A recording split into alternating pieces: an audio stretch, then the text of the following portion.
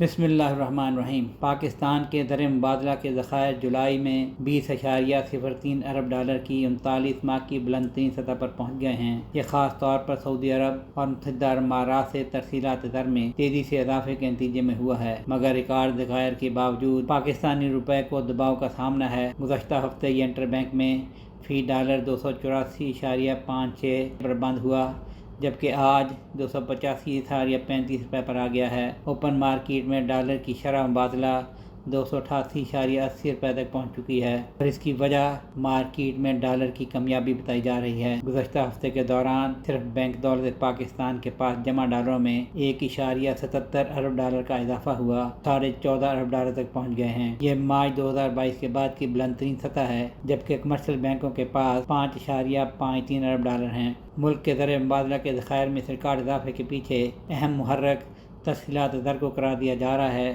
جس میں مالی سال 2025 کے دوران ریکارڈ اضافہ ہوا اور وہ 38 ارب ڈالر سے تجاوز کر گئیں۔ سمندر پار پاکستانیوں کی جانب سے ترسیلات زر میں ماہانہ 16% اور سال بسال 13.7% کی مضبوط نمو دیکھی گئی ہے۔ پاکستان کے زر مبادلہ کے ذخائر میں تیزی سے بہتری 2023 کے اوائل میں بحرانی سطح سے ایک نمایاں تبدیلی کا اشارہ دیتی ہے، جب ادائیگیوں کے توازن کے شدید دباؤ کے درمیان اسٹیٹ بینک کے ذخائر صرف 2.9 ارب ڈالر تک گر گئے تھے۔ اقتصادی ماہرین کا خیال ہے کہ اگر ترسیلات زر کی رفتار برقرار رہتی ہے اور پاکستان اپنے IMF پروگرام کی رفتار کو بھی برقرار رکھتا ہے تو ممکنہ طور پر رواں مالی سال 2026 میں اسٹیٹ بینک کے ذخائر 20 ارب ڈالر سے اور مجموعی ملکی ذخائر 26 ارب ڈالر سے تجاوز کر سکتے ہیں۔ مالی سال 2025 میں کسی مشکل کے بغیر تجارتی قرضوں کو حاصل کرنے کی پاکستان کی صلاحیت کو اس کی IMF کی حمایت یافتہ اصلاحات پر اعتماد قرار دیا گیا، جن سے توقع کی جاتی ہے کہ رواں مالی سال میں بھی غیر ملکی فنانسنگ کی حمایت جاری رہے گی۔ پریشان کن امر یہ ہے کہ مالی سال 2025 کے دوران بینکوں کو تقریباً 5 ارب ڈالر فوکس کرنے کے باوجود زیادہ تر ایکسچینج کمپنیوں کو